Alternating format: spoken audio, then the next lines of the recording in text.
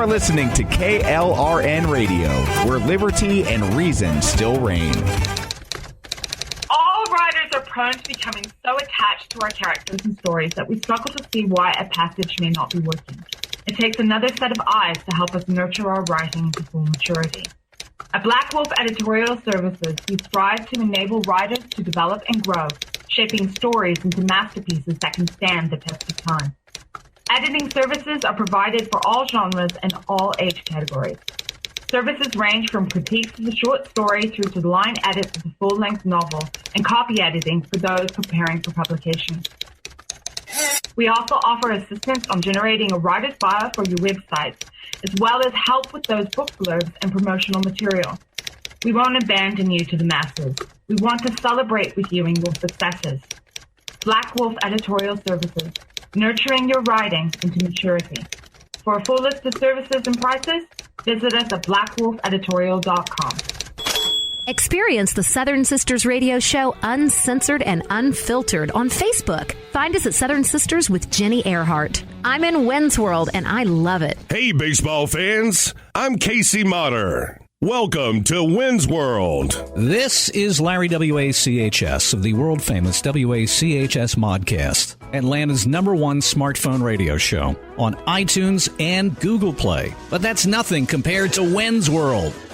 Kathy-Griffin. Everybody's talking about Kathy-Griffin. Before I talk about Kathy-Griffin and tell you what I think of the whole situation, I think it's important that if we're going to have a conversation, I know where you stand on Kathy-Griffin. Fair? Sure. On any story, there's at least 5 versions that people have in their minds of the actual story, what actually happened. What do you think happened? I think she's been on a downward spiral career-wise, and she was looking for a jump start. Well, what did she do? Tell me what you think she did. She took a photo of herself holding a doll covered in blood of Donald Trump's head. Did you find that funny? No, I found it kind of scary. So you're on the side of Kathy-Griffin bad.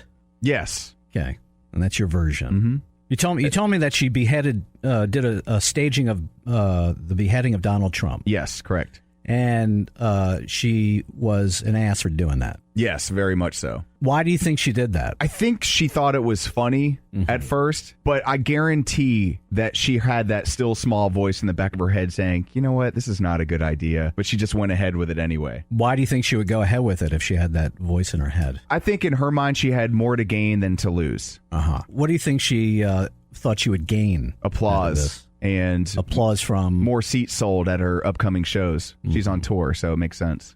And every show is canceled, so that didn't pan out. No, it didn't work out. And she lost her New Year's Eve gig at CNN. She lost everything, yeah, it would seem. Mm-hmm. Perhaps even her freedom. That's pending. This could be a criminal act. It could. Some people are saying it could be. I'm not an expert, but we'll see where it goes. I think it's protected under some clause in the First Amendment. Which one? The Santa Claus, where you can't literally... You ask for gifts from a phony being?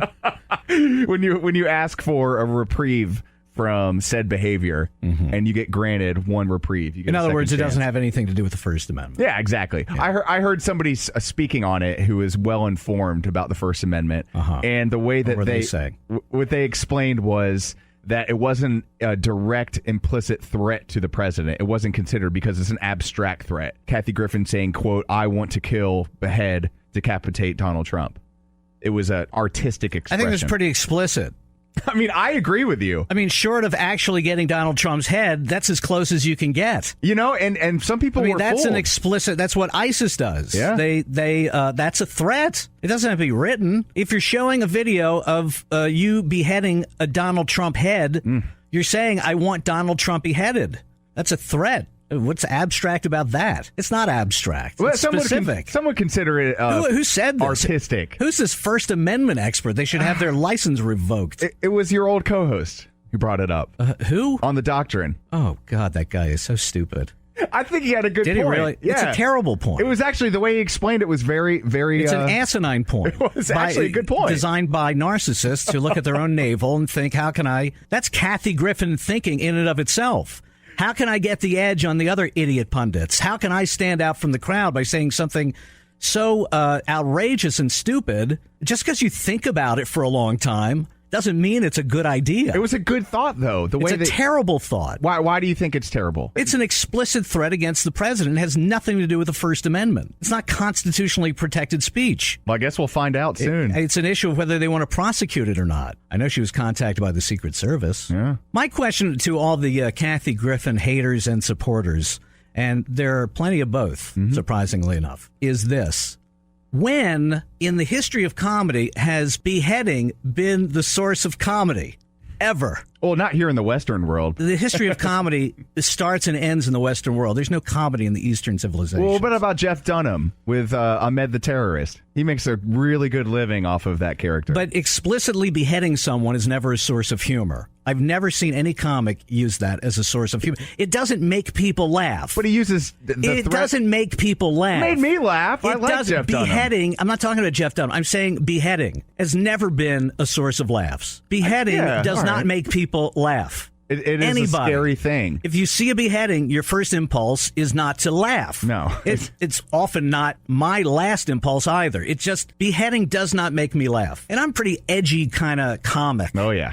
Right? Oh, yeah. I have a track record of having edgy humor. I've done some things that have gotten me in a lot of hot water and thrown off the air. So I know what I'm talking about from experience. This is real life. And rule out the possibilities. Okay. If you're smart, you're going to go into some project like this and saying, well, what is going to make the people, what is my goal? To make people laugh? By the way, everybody knows through the internet that she said previous to this, her job was she's going to get one up on the other comics by going after an 11-year-old, Barron Trump, and make him upset. Well, she did exactly what she set out to do. So it wasn't about comedy. So to entertain anything about the First Amendment and comedy premises is to give credence to the idea that this actually had some comedic merit. It doesn't. It has no comedic merit, has no First Amendment merit. This is violence porn. And once you give rise to the idea that her activity has some merit politically, socially, economically, which it has failed on all levels, then you let it happen again.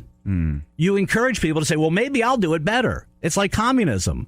Well, it failed there. It failed in Venezuela, but, we'll do it over here in the States and we'll have better results because we're better, smarter people. But it can never win. It's a bad system. It goes against human nature. It always corrupts people and always devolves into corruption and misery and poverty for everyone and violence. So with Kathy Griffin, if you're saying, well, this was a comedy premise that failed, it's just going to give rise to more of the same behavior and ultimately real violence. This is an evil thing that she did. It needs to be punished. Now, fortunately, it is being punished. And I notice it's being punished in ways that most people don't see because they don't want to see. But I know a few people who are associates/friends with Kathy Griffin. And I know several more people who can't stand President Trump, but they cannot stomach Kathy Griffin either. And this is where tipping points happen. I think people look back and say the Kathy Griffin incident was a pivotal moment in the collapse of the left wing in this country. And the reason is for example, I heard Adam Carolla's podcast and he was struggling with it because he's in the same circles as Kathy Griffin. He's not friends with her, but has worked with her. And he was saying, he's having difficulty because it's not a good thing. To sum it up, he basically said there's some merits to her argument. He played devil's advocate, but he was struggling with it because he knows that what she did was just way over the line and possibly criminal. And I heard him struggling with it. I know other people who just don't like President Trump, but even they were saying, that woman is vile. She's terrible. You can change people's minds politically like every 2 years almost. But what's been difficult is changing people's minds culturally in this country. That's where you go. Once you change the culture, then you win. And this was a culture moment. And a lot of people, I think, are struggling. And they're saying to themselves, am I on her side? I can't be on her side. So whose side am I actually on? And then begins to dawn on them, they probably are on the president's side, even though they don't want to admit it. And that's where the struggle is. Hi, I'm Caitlin Carr from Reasons to Believe, and I like to worm my way into Wenz World whenever possible. This is Wenz World, and it's Weird Science Time. It is Weird Science Time, and today we are talking to Dr. Fazale Rana from Reasons to Believe. You can connect with the fine folks, reasons.org. Dr. Fuzz, how are you? Joey, I'm great. How are you doing? I'm doing well. You know, our good friend Anastasia sent us this press release. Apparently, out of the 1 million species of worms, there is a specific parasitic worm that spits, that heals all wounds. Fill me in on the deets here. Yeah, well, I mean, this worm in question is something called the Thai liver fluke, and it's a parasitic worm that's basically found in the rivers of Thailand, Cambodia, Vietnam, and Laos. And this worm infects fish, and people in those countries actually like to eat raw fish. And the downside of doing that is that it causes basically those people that consume the raw fish to be infected with this liver fluke. And as the name implies, it crawls up through the bile duct into the liver and then just takes up home in the liver and just starts munching away, eating the liver. And in fact, people can be infected with this parasite for decades and not even know that they have it. About 10% of the people in Thailand actually harbor a liver fluke infection, and in northern Thailand, about 45% of people harbor this liver fluke infection. What's in the spit that heals the wounds? Well, this liver fluke is really kind of interesting because it basically munches away at the liver, but in its spit, it has a protein that's called granulin-like protein that promotes cell growth and proliferation, which allows the liver to rapidly heal itself after the worm munches on the liver, on parts of the liver. And so what the worm does is it eats parts of the liver, stimulates the liver to grow and repair itself, and then turns around and eats that new flesh that it helps to stimulate the growth of. And so kind of an insidious little creature. But one of the problems with this infection is, while generally it doesn't cause any kind of health consequences for most of the person's life, towards the end of the life it will ultimately lead to a very horrendous form of liver cancer that has basically a death sentence associated with it. Within a year of being diagnosed with the cancer, people will die, and there's just simply not any kind of treatment. So about 26,000 people in Thailand every year die from the cancer caused by these liver flukes. So how do they isolate the liver fluke and use it to benefit mankind in general? Well, there are researchers that are trying to figure out how to stave off this problem. Now, the obvious thing is to get people to stop eating raw fish, but for whatever reason, people in Thailand and Cambodia and Vietnam and Laos don't want to give up their raw fish, and so they're trying to come up with ways to prevent the liver fluke from essentially persisting in the liver. This liver fluke actually is very good at masquerading itself from the immune system, and so the immune system can't attack it. So they're trying to do things like develop vaccines that will cause the immune system to attack the liver fluke, trying to disrupt, the liver fluke from munching away at the liver by blocking the function of the granulin-like protein. In the process of doing that, they realized that this protein, this granulin-like protein, actually could be useful to treat people who have chronic wounds, particularly people like diabetics. When you get diabetes, you have an elevated level of blood sugar, which causes your arteries to narrow and to stiffen. And the net effect is that you don't get effective blood flow to your extremities. So if there's a wound that you develop, your body can't heal it very effectively because it's not getting oxygen and nutrients to the wound site. So the wounds, heal very slowly, and plus they can get infected very easy because diabetes also compromises the immune system. So the thought is, well, maybe they could make use of this granulin-like protein to develop a topical cream that you could just apply on the wound, and it would stimulate the cell growth and proliferation, which will lead to wound repair. So this could really be transformative for people with diabetes. Again, if you're just joining us, we are with Dr. Fazale Rana, VP of Research and Apologetics at Reasons to Believe. He's also author of several books, including Who is Adam?, Creating Life in the Lab, The Cell's Design in Dinosaur Blood, and The Age of the Earth. Dr. Fazale Rana also holds a PhD in chemistry with an emphasis in biochemistry from Ohio University. When we're talking about this protein and topical cream, is this something that's already hit the shelves in the East? And do you foresee this actually being approved by the FDA here in America? Well, it hasn't hit the shelves at this point. I mean, one of the big challenges is how do you basically produce enough quantity of the protein to be useful for creams, and that's really the focus of the research at this point. So at this juncture, it really represents a very promising idea, but there's still a number of steps in the process that need to take place. But the hope is that sooner rather than later, this type of a cream would wind up making its way to the market. The researchers have already figured out a way to mass produce the protein, or at least a derivative of the protein that would have wound repair properties. So it may not be that long before something like this winds up in clinical trials. Dr. Fazale Rana from Reasons. Connect with them online, reasons.org. And Dr. Fazale Rana has a tremendous Twitter presence. Follow him at RTB_FRANA. Dr. Fuzz, always great to have you in Wenz World. Thank you so much for your time. Joey, I'm always glad to spend time with you. Thanks for having me. Great! Friends, it seems that there are as many churches as there are Waffle Houses in the metro Atlanta area. And when I read the New Testament, it seems like the overarching theme is unity among church members. When we return from this break, we are talking to author Sharon Burgess. She has lived in the church community all her life, and she has quite the story to tell. Has the church outgrown its foundation? Stay with us. Folks, are you ready to escape the concrete jungle and unplug? I am, and where I love to unplug is just an hour and a half north in Blairsville, beautiful Union County. Come on up. They love to see us and talk to us. We're going to do something called the Urban Challenge. This means that we're unplugging from our 9 to 5, Monday through Friday nonsense, getting on the road and actually taking a trip worth making. And we're going to work in a brand new hashtag Urban Challenge. Because I don't know about you, but I remember when we used to talk to each other. When we didn't get our messages until after our vacation was over and we got home.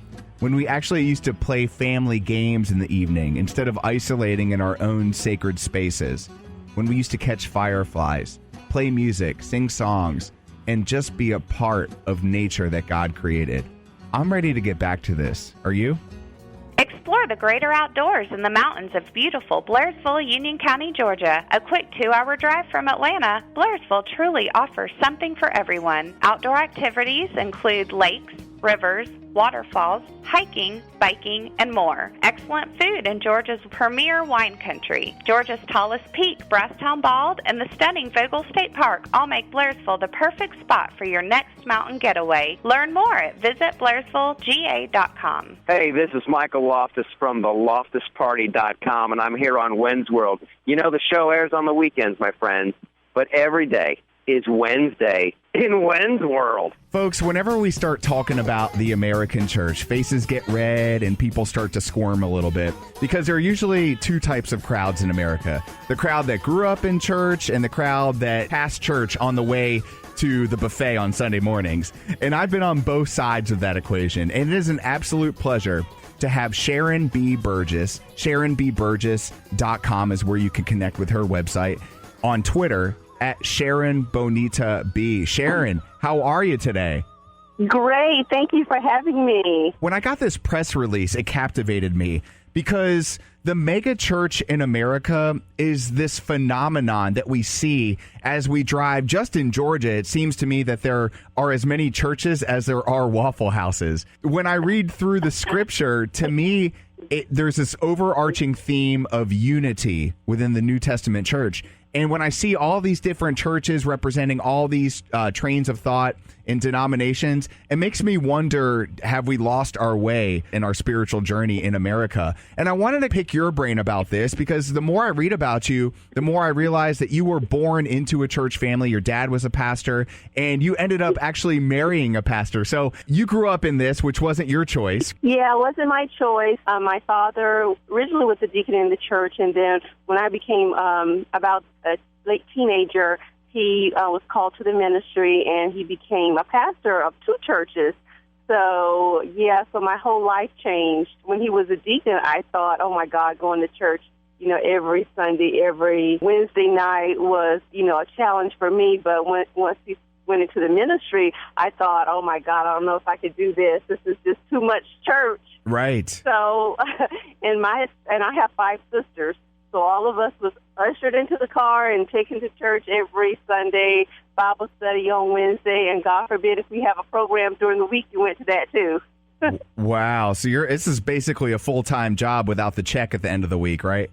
You're absolutely right. But, you mentioned earlier, about church these days. I read somewhere where on Sundays from the hours of, 6 a.m. to 2 o'clock is the most segregated time in America. Can you believe that? I can believe it. But we're serving the same God. Going into that a little bit, because when we turn on the TV, if you're lazy like me, you kind of sleep in Sunday mornings. I got a 6-month-old, so we stream North Point Ministries. So a lot of us do it that way. But you grew up full-time in the ministry, and somewhere along the way, I guess it's fair to say that your faith became unraveled, and you actually wrote a book about it. Tell us a little bit about the creative process and the journey in your early life into early adulthood, into adulthood, that helped you write this book. Yeah, so, like most people, and especially, preachers' kids, you have that foundation, which is a good foundation, as,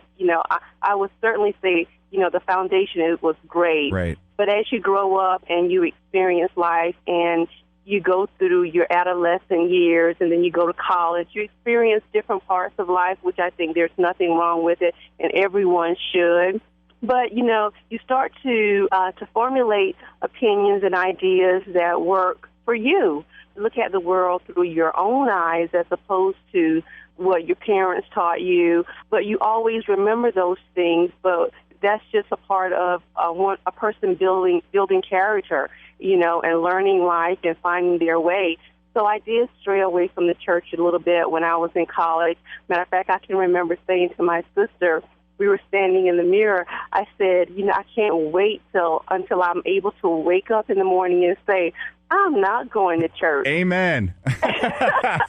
I am totally on board with that. I shared the same kind of childhood, except my dad wasn't a pastor, but we went to church every week. And I would ask myself, like, why do we do this? I don't even want to be here. But, it's kind of like when you say that in the car on the way there, they're like, shh, put on a face. You know what I mean? Yeah. Because you're playing the game. It's this weird dynamic of appearances and keeping up with the pious community, looking holier and more righteous than thou, so to speak. So if a kid starts asking questions, it's viewed like in some households, like if the kid starts asking questions, the parents aren't teaching them right, or they're not disciplining them right. Did you experience a lot of that growing up? Well, my dad was pretty strict, and whatever he said, we did. So I did not have the opportunity as a young girl to kind of stray away from his teaching, to stray away too much from what we were taught at home.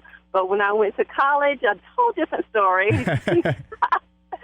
So I kind of did my own thing. But once I got married, after college, got married and had my own child, church was a constant for us at that point as well, because I was going by what I was taught. Right. In the process of, growing in my 20s and being married, I started to look at things a little bit differently when I moved from the small town that I grew up in and traveled and then moved to the big city. Attending church, it was a whole different type of feel. You have these big churches, these large crowds, big TV screens. I wasn't accustomed to that. Right. But I was going because of tradition.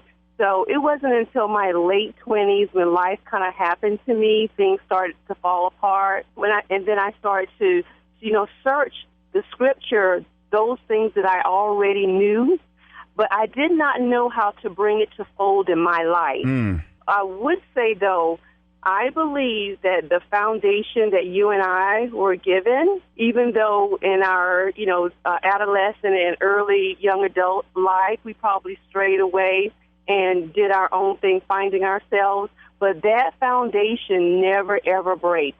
You can always go back to that. This unraveled faith that you experienced, it makes me kind of shocked that you married back into this lifestyle. Go into a little bit about that choice. I decided to marry a pastor, and at the time he was not, but he was in the ministry, but not a pastor. He decided that was something that he wanted to do, and of course that was a familiar lifestyle for me. Right.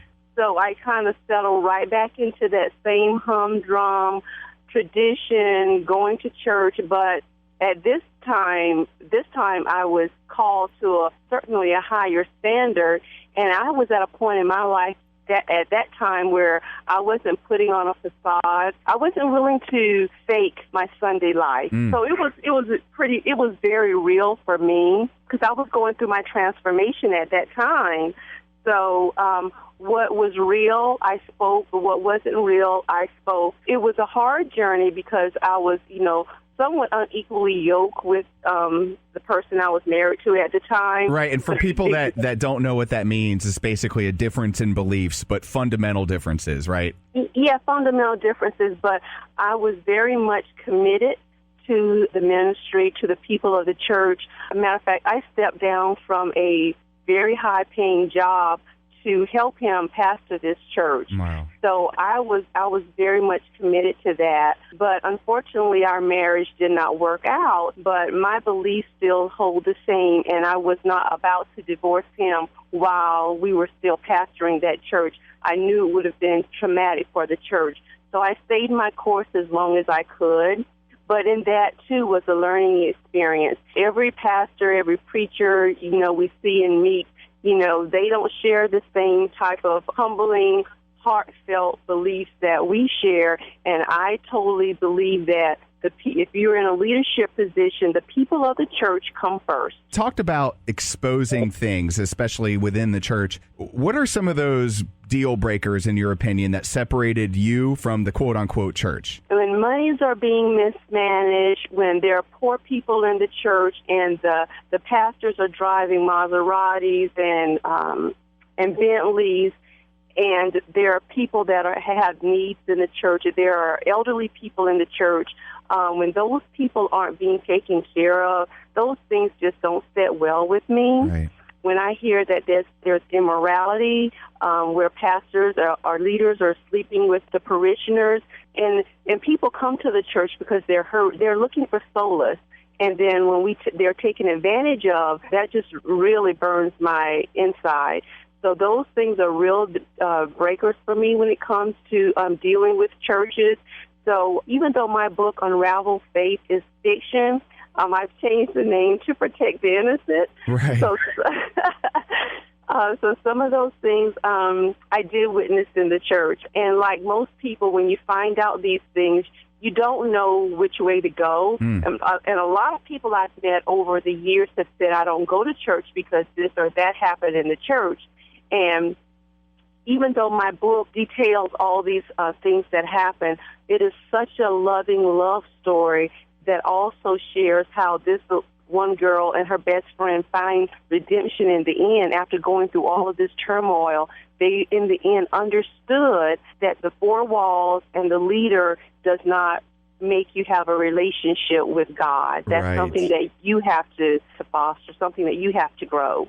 Right. While there's benefit in community worship and gathering and helping our brothers and sisters out, ultimately, we're responsible for ourselves and our own walk. We can't be responsible for other people and their choices. Is that fair to say, in your opinion? That is fair to say. And I don't promote people turning away from the church when things that are unpleasant happen. Right. I do promote them finding a level of consciousness about what spirituality really means, reading, researching, and coming into a relationship with God. That's what I promote most of all. Yes, things happen because, we as human beings, we're fallible. Sure. We hold our leaders at a certain standard, and we should. And they should be able to maintain that standard. So I'm not saying that they have to be perfect. What I am saying that you can tell by their works in the church, by the love that they exude for people, whether or not this is a place that you want to go and worship. When I drive around Atlanta and see all these church buildings within a stone's throw of each other, it really reiterates the fact that there really is very little unity within the American church. And I believe that's one of the overarching themes in the New Testament is to be unified in spirit. Speak to that a little bit about how you feel about the American church in regards to unity. Some of these mega churches are so large you really are considered a number in the church. If you have a need, you can't even call the pastor. Right. The people in the church don't even know who you are. So when it comes to when you say the word unity and being unified, that means that we're all one. And although they're all in the same congregation at the same time, I don't think that they are a family. Which was the design to begin with, because churches originally met in people's homes. There weren't buildings. Some of them count their members in order to figure out how much money they can get in order to build another church. Right. Matter of fact, one of the churches I was attending, that's what they were doing. They based the number of parishioners that they currently had and counted the monies to see if they had enough to build another church in another location that was maybe 10 or 15 miles from that particular location. So it's not about, you coming to church to receive love, to receive the word, to go out and give the word and love to other people, which we are taught to do. Right. It was more about you coming, you giving your money, and then, we're using your money to create another church so we can have more, and more. That's my biggest concern for the church. I read an article, it said if all mega churches, the monies from all mega churches could fund every college in America. The mega church average pastoral income is $147. That's just a median income versus somewhere between $75,000 and $103,000 for a small to mid-sized church. Still a ton of money to me. And the more I look at society and look at those in need that we mentioned before, the homeless and the elderly who need a meal or somebody to stay with them, it kind of makes me wonder if the church has gotten away from its original design and kind of handed all that responsibility over to the government with its programs. What do you think about that inevitable conflict that's taken place? I think some churches have gotten away from taking care of the parishioners, taking care of the community. Most churches are what is considered 501c3, and they are tax exempt. So they utilize the monies. They have to utilize it or are supposed to utilize it to fund different programs to help maybe children or programs such as the food bank. They are supposed to do that. And there are lots of churches that are doing it right. Don't get me wrong. Sure. I'm just bringing light to those that are not doing it right, and for those people that have become discontent with the church. So just know that there are churches that are doing it right. But if we don't speak up about the churches that are doing it wrong and that are hurting people, then we will never move to the next greater phase with the church. It will become stagnated. Or people start to understand that this may be just the way it's supposed to be, and it's not supposed to be that way. It's supposed to be a loving, giving, caring environment. Right. So let's say you're one of those people that happens to be going to a mega church. What would be your plan financially to give back? Would it be to donate to that church or find another charity or cause that you feel burdened to support, so to speak? Well, I give to various causes. I give to the church. Also, there are people that I meet. The homeless ministry is just something that's close to my heart. I give to homeless ministries. I donate. I give my time. Matter of fact, my ultimate goal, I'm working on my master's in clinical psychology. So my ultimate goal is to have a shelter where people that are homeless can come for treatment. And I'm not sure if you know this or not, but a large population of the homeless are mentally ill. Yeah. And there are not programs in place for them to have continued counseling, job coaching, and things of that nature. So ultimately, that is my goal. So to me, that would be my church. Man, that is so good. Everybody got to connect with Sharon. Her website, SharonBBurgess.com,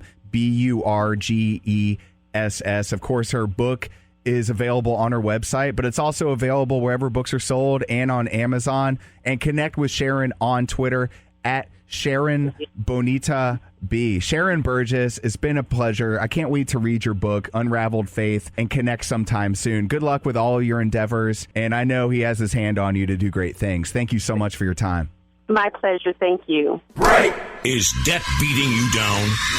You need discipline. You need the Debt Ninja.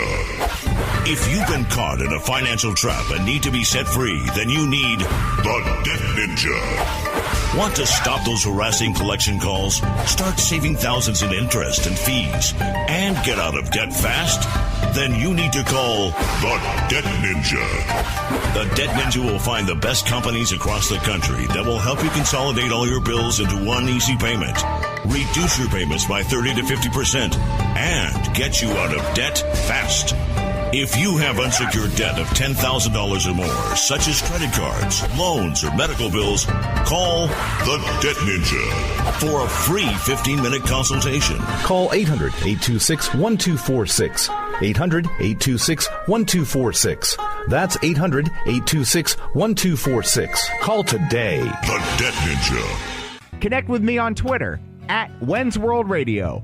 WENZ World Radio. My friends, health is wealth. We all know that, but sometimes we can take certain things for granted, and sleep is definitely one of those things. So I thought I'd bring in physiologist expert Dr. Greg Wells to Wenz World. Welcome to the show, Greg. How you doing, man? I'm so awesome. Thanks for having me on the show. Greg, it's no mystery how we all feel when we don't sleep well, especially many nights in a row. What are some simple steps, maybe some counterintuitive steps that we can take to improve our sleep life? Oh, that's a really interesting question. So I like the counterintuitive angle. One of the interesting things that I've been doing lately that's made a huge difference for me is I've stopped setting an alarm in the morning and I've started setting an alarm at night because I'm really shooting to get about 7.5 hours of sleep a night. All the research says that that's the amount of sleep that you need to have the longest possible life, the lowest possible risk of all-cause mortality. That's how much sleep I feel I need to feel awesome the next day. And the key for me in getting that number is reminding myself that I need to go to bed at a certain time.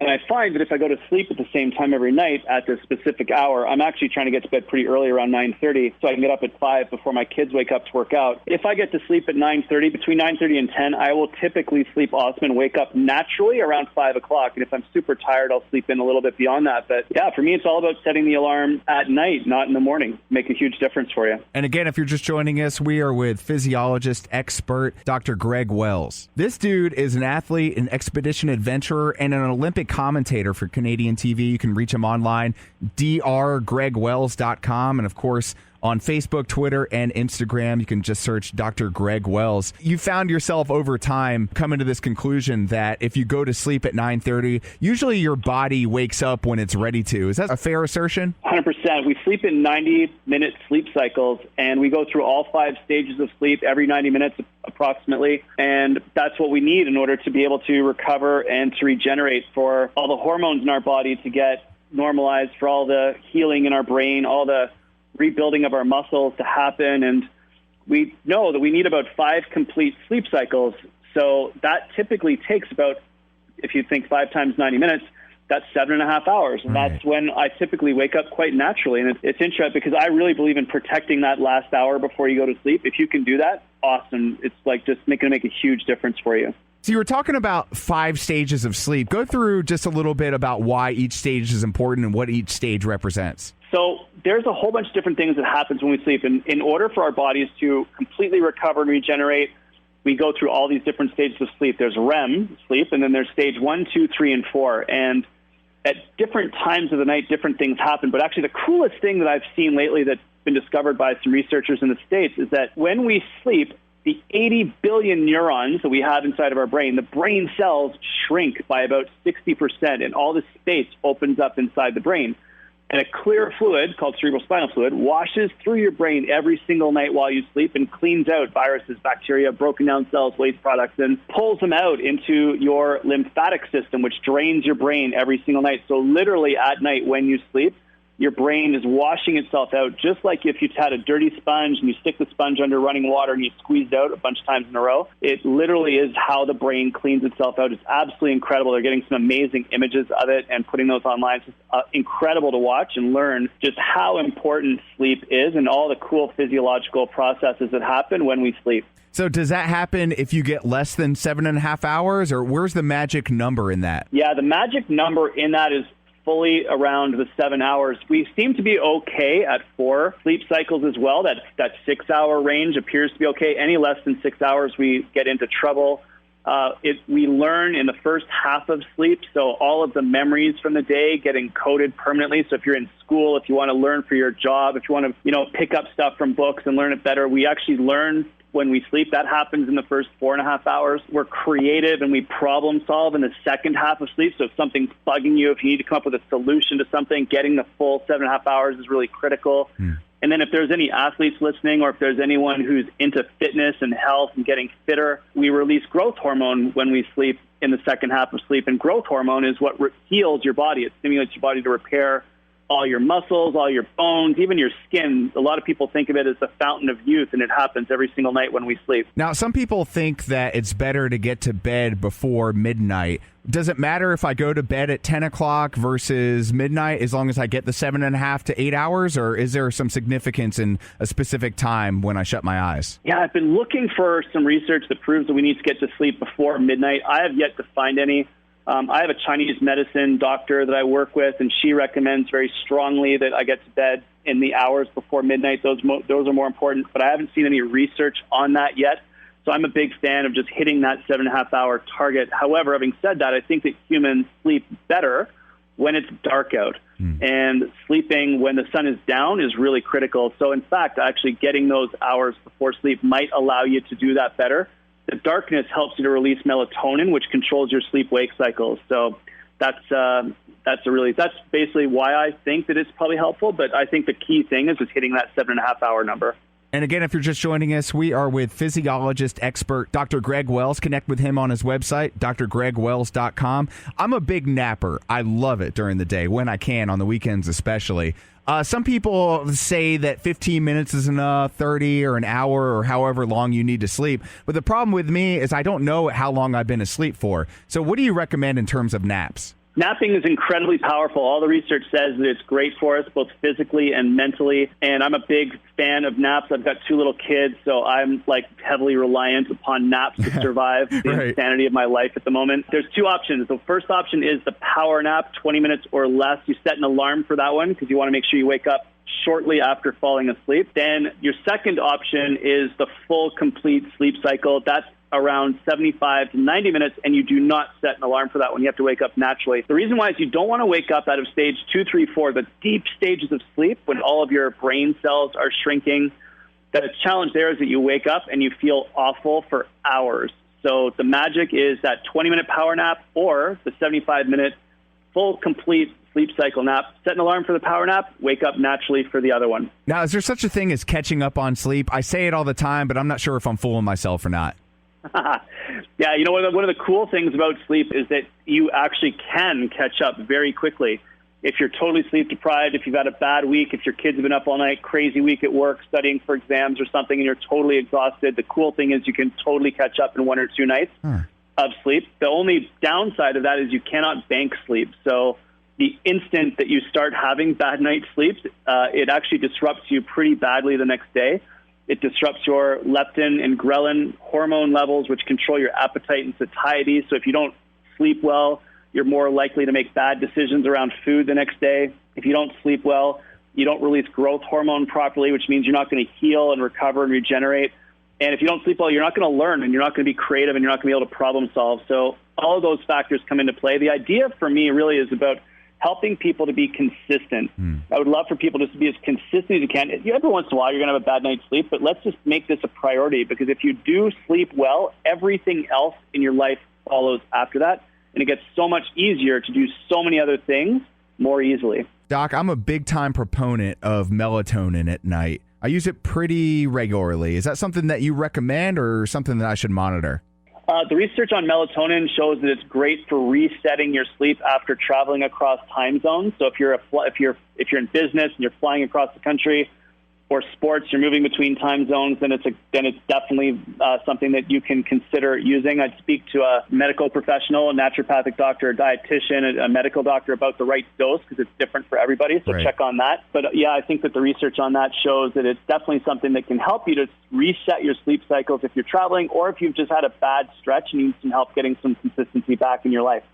So what do you say to parents? You mentioned you had young kids. I have a 6-month-old, so we're still dealing with the wake up at 3:30 in the morning just to put his passy back in. Obviously, there are some things we can't control, that being infants. What is some good advice that we probably haven't heard on Dr. Oz about getting the right amount of sleep or trying to get the right amount of sleep when you're dealing with young children in your house? Wow. One of the things I think that is the most important, not just for young kids, but also for teens, and even for adults in some respect, is really protecting that hour before they fall asleep or you go to sleep. And what I mean there is having a really good routine for that hour before you fall asleep. Let's turn off the devices. I've never sent a world-class email at 11 o'clock at night. But it just doesn't work. Not only that, you're waking someone else up if you're, someone else can be checking their email. So just don't use your devices late at night. Turn off the television. There's nothing that you can possibly, get out of TV late at night that's going to make your life better, especially the news. Let's read fiction. Let's have a conversation with our spouses or our family. Let's do some meditation. Let's have a hot bath. Let's protect that hour so that you can unwind from the day. And when you get into bed, you actually fall asleep. So that routine is critical for little kids. The dinner, the bath, the reading, and then into bed. For your teenagers, really helping them to understand that the screen time late at night is pummeling their brains with blue light and turning off melatonin release, makes it really hard for them to fall asleep quickly and deeply.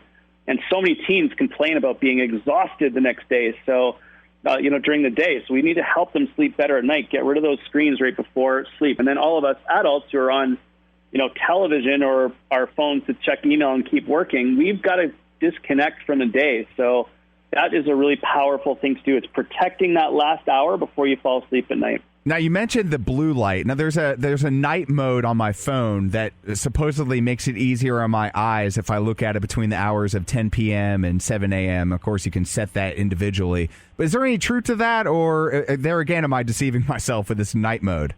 Not at all. I think there is some research to that shows that the blue light is particularly difficult for our eyes to absorb. I've actually got mine set to be pretty much 24 hours a day, to be honest. Nice. Yeah, absolutely. So I would use that for sure. It doesn't get away from the fact that screens in general are bad for us late at night. So it doesn't mean you can turn on night mode and still use it, but it's definitely something you can consider. So what about a nightcap? Because I like to have a good glass of wine or a beer about an hour or less before I hit the hay. Is this going to benefit me or hold me back from a good night's sleep, in your opinion? Yeah, it's probably going to hold you back from getting a good night's sleep. I also love, life is too short for bad wine, and there's some amazing craft beers out there that just have to be, tested out from time to time. Yeah. But the research is really clear that when we drink alcohol, we do not enter into stage 2, 3, 4, the deep recovery stages of sleep. So if you are having a nightcap, it is probably disrupting your sleep, and it's going to make it more difficult for you to perform the next day. So I ask people to confine the evening drinks to the weekend. If you want to do really well during the week at your job or at school or something else that you're passionate about, music, drama, arts, anything, then sports especially, then we really can't afford to be having alcohol during the week. There's also pretty good research that shows that there's no safe level for alcohol consumption when it comes to cancer risk. So if you have any cancer in your family whatsoever, this is definitely something that we want to try to minimize. What about the use of marijuana in terms of sleep habits and such? This is an exploding topic all over North America and the world. Marijuana is being legalized and looked at a lot differently. I've spent quite a bit of time looking into the research on marijuana, and it's in its absolute infancy. Because it's just recently been made, or in the process of being made legal, we really don't know. And there are a lot of questions out there that haven't yet been answered on most aspects of marijuana use. So it's a really interesting question. That's definitely something I think we need to stay tuned on, because I think that's great potential. But in terms of a real, solid scientific answer, can't give you one yet. In case you're just joining us, we are with Dr. Greg Wells. Check out his website, drgregwells.com. He just wrote a book. It's called The Ripple Effect. Eat, Sleep, Move, and Think Better. It hit the shelves this year, and it's having tremendous success. Of course, the book is sold wherever books are sold, Barnes & Nobles, Amazon.com. Of course, you can get it on his website, again, drgregwells.com. And connect on social media at Dr. Greg Wells, Facebook, Twitter, and Instagram. So I found in my life that when I don't get the right amount of sleep, I can be a little bit cranky, irritable, and just hard to deal with the next day. How is this lack of sleep epidemic affecting mental health in North America and the world abroad? Yeah, this is one of the hottest topics right now. About 20% of our population has a issue with mental health, anxiety, stress, depression, etc. And there are very clear links between the amount of sleep that we get, the quality of sleep that we get, and the instance of mental health challenges for people. So if you want to be healthier mentally, if you want to feel better, if you want to have less anxiety, deal with stress better, even to treat depression and prevent depression, then prioritizing sleep is really, really important. Work on getting a great night's sleep, and you'll set the stage for being able to be healthier both mentally and physically. And this is a global challenge that we're faced with at the moment. So I'm thrilled that you asked that question, because this is really the first step in helping people to heal and set the stage for being better. Again, you can connect with the good doctor, his website, drgregwells.com, on social media, Dr. Greg Wells. Greg, this has been an absolutely intriguing chat about sleep and how it affects every facet of our lives, man. Thank you so much for your time. Oh, my pleasure. Thanks for having me on the show. I hope we can do it again. Break! Ladies and gentlemen. Wrestling is so fake, Joey. It's still real to me, damn it. This is your male soap opera moment. Oh, yeah. Male soap opera moment, live and local, right here in Wenz World. Catch us on demand, SoundCloud.com, up in the search bar, WENZ World, here with the world-famous Vincent J. Bucci. What's up, everybody? Another fun-filled edition of the male soap opera moment, and I got to keep it real here in Wenz World. Last week, we brought the power of positivity to the segment. Unfortunately, we got to go 180 this time and bring a little bit of the power of negativity, because here's the thing. I'm going to make a very bold statement about the pay-per-view we're about to talk about. I think this was probably the worst pay-per-view of the year thus far. Wow, really? I totally disagree. Yeah, Wenz and I are going to have a big discussion about this. Okay. I saw two matches that I would there's only two matches I would recommend people watch. I will let you know what they are when we get to them. But yeah, Booch was not happy with this pay-per-view. All right, well, let's kick it off here with the kickoff match. Kalisto defeated Apollo Crews. Yes. This one wasn't great. Again, for some reason, Kalisto continues to get a push despite the proverbial build of the Titus brand. What do you think about that? It's just completely contradicted to me. It's first of all, it's gotten to the point now when we see them in the ring, we know who's going to win. And even if you're a casual wrestling fan, you know who's going to win. That's when you know a rivalry has gone bad. When even the casual fans can predict, right? Because casual wrestling fans that just watch and they don't do any backstage, they're not analysts, they don't really look at it from that perspective. They have no idea what's about to happen. They're just sitting back enjoying a show and being entertained. But when even they can watch and go, yeah, we know Kalisto's going to win, that's when you know a rivalry has gone bad. When the casual fans can predict it. And that's literally where this has gotten to. What we thought was going to be a push for Apollo Crews has now managed to make his run even worse than it's already been. I didn't even think that was possible. Wow, well said there. Of course, that was the kickoff. To follow was the Intercontinental Championship match with quite a stipulation. The Miz defeated Ambrose, not quite the way that the Booch predicted, but very close. Yes, I've never been so unhappy to be proven right in my lifetime. This match made me mad on so many levels. Now, by the way, I'm going to give a special treat for everyone out there. If you'd like to hear my unedited version of this, you can go to the Boochcast episode entitled Extreme Stupidity. Fast forward to the 2-hour mark, and you'll hear probably one of the most epic rants I've ever done in my life. But we're here on Wenz World, and I like to be a little more mellow on this show, so I'll just say I was highly disappointed. And let me just say, normally I hate DQ finishes in a pay-per-view. Wenz and I talked about that on many occasions. Mm-hmm. But if you're going to do a stipulation where the belt is going to change hands on a DQ, and you're going to make the belt change hands, at least give us the DQ. At least, for example, like when Maurice slapped The Miz. Right. And looked like he was about to get disqualified, but the ref ejected Maurice from the ring. I love that, because finally we have a referee in WWE who's not stupid. Finally, a referee who somehow garnered common sense and knew what was going on. So I love that aspect.